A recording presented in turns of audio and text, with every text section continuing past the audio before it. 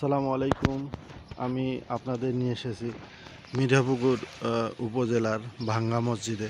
মিঠাপুকুরের ঠিক কাছে এই মসজিদটি হচ্ছে আপনার আয়তকার বিশিষ্ট, 5টি দরজা এবং 3টি গম্বুজ। আপনারা মানে আয়তকার বলতে চারোপাশে এক সমান। হ্যাঁ, এই দেখেন মসজিদটা। এটা তো আমরা তো প্রাচীন পুরাকীর্তি সব ধ্বংসই করে ফেলাইছি। এখন আপনাদের কিছু কিছু জিনিস আছে যেটা মানে আর আমরা বাঙালিরা বুঝে গেছি যে এই জিনিসটা ধ্বংস করা যাবে না। ছোট জায়গা হলেও মানে আপনারা দেখেন মসজিদটা 3 গম্বুজ বিশিষ্ট মসজিদ, মানে খুবই মানে ইসলামের অপূর্ব নিদর্শন ইসলামের। আমি আপনাদের পরবর্তীতে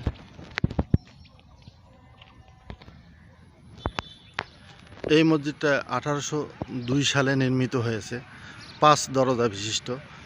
আমি আপনাদের কাছ থেকে দেখাচ্ছি। এখানে একটা, এটা হচ্ছে মানে প্রশ্নতাত্ত্বিক মসজিদ আর কি, রাষ্ট্রীয়ভাবে স্বীকৃত। এটা হচ্ছে 5 দরজা বিশিষ্ট। দেখেন আপনাদের মসজিদটা লুক আমি দেখাচ্ছি, আপনাদের ভালো লাগবে। মানে এরকম নিদর্শন আপনারা মিঠাপুকুর পার হয়েই কিছু দূরেই এই মসজিদটা পাবেন। আপনারা ইচ্ছা করলে দেখতে পারেন। বিশেষ করে এই এলাকার মানে বিশ্ব রোডের সাথে, বিশ্ব রোড থেকে 100 মিটার পশ্চিমেই আপনারা যারা যাতায়াত করেন তারা এটা দেখতে পারবেন। এটা একটা পুরাকীর্তি। আপনাদের পোস্টারিংটা আমি দেখাই, দেখেন।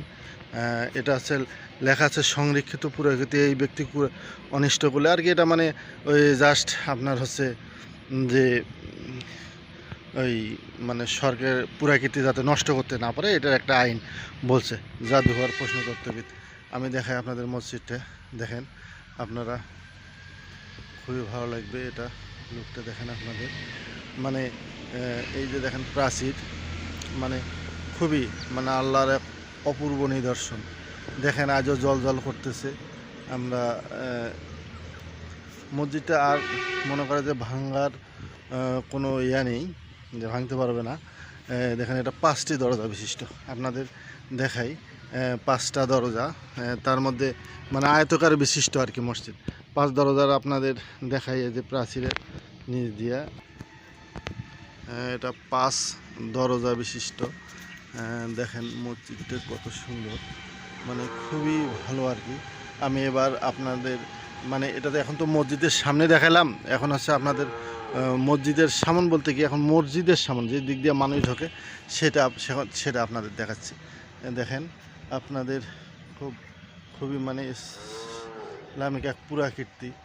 দেখেন আপনাদের আমি দেখাচ্ছি, মানে খুবই জিনিসটা ভালো লাগবে। এটা হচ্ছে মসজিদের সামন, এটা হচ্ছে গেটের লুক।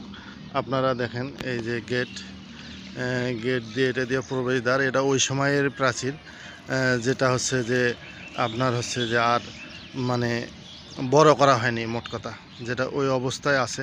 আপনাদের এখানে একটা শিলালিপি আছে যেখানে আপনাদের দেখায়। এটা আয়তকার 3 গম্বুজ বিশিষ্ট মসজিদ, হচ্ছে 3 গম্বুজ বিশিষ্ট মসজিদে হচ্ছে 442 মিটার। এই মসজিদে বেঞ্চিতে আপনার হচ্ছে 4টি কোণ আছে। আপনারা দেখেন 4টি কোণ এবং 5টি প্রবেশদ্বার রয়েছে। মসজিদের উপরে 3টি অর্ধগোলাকার বিশিষ্ট গম্বুজ আছে, 3টি প্রবেশপথ এবং 2 পাশে 2টা সহ 5টি। এটা হচ্ছে তৈরি করেছেন যে 1802 সালে 1217 হিজরিতে মোহাম্মদ সাবের হোসেন পুত্র মোহাম্মদ আসের হোসেন কর্তৃক নির্মিত এই মসজিদটা। এটা 3 গম্বুজ। এটা আপনার হচ্ছে আপনার শিলালিপিটা দেখাই, আপনারা একটু পরে নেবেন শিলালিপিটা। এখানে একটা আছে, এই যে দেখেন আপনারা দেখতে পাচ্ছেন, মানে এটা 1217 হিজরিতে নির্মিত হয়েছে। এখন আমি আপনাদের ভিতরে গেট দিয়ে ভিতরে প্রবেশ করায় দেখাচ্ছি। দেখেন এটা হচ্ছে গেট দিয়ে প্রবেশ করানোর যে বাঙালি আপনার হচ্ছে, এই যে আমরা এখন গেট দিয়ে প্রবেশ করলাম, মূল গেট দিয়ে প্রবেশ করলাম। প্রবেশ করে আপনারা দেখতে পাচ্ছেন এই মসজিদটা।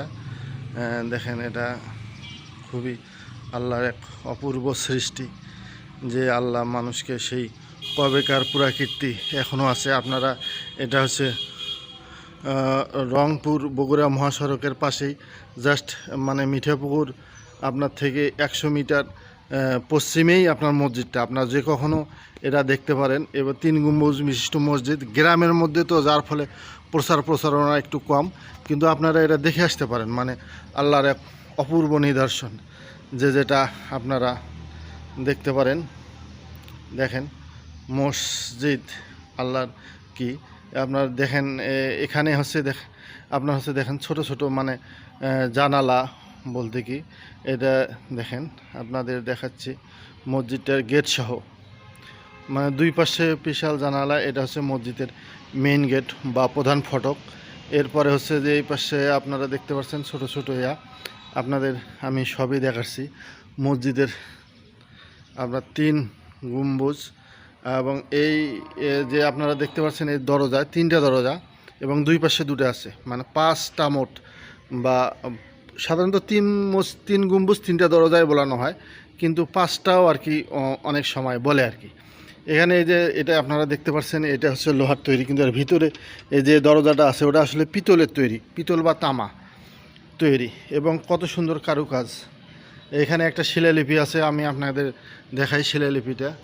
আপনারা আশা করি আপনাদের ভিডিওটা ভালো লাগবে। দেখেন এখানে একটা শিলালিপি আছে, আমি অবশ্যই আরবি জানি না, এবং শিলালিপির ওখানে একটা মসজিদের চিহ্ন, যে ওই সময় যে মসজিদটা কীভাবে নকশা করানো হয়েছে।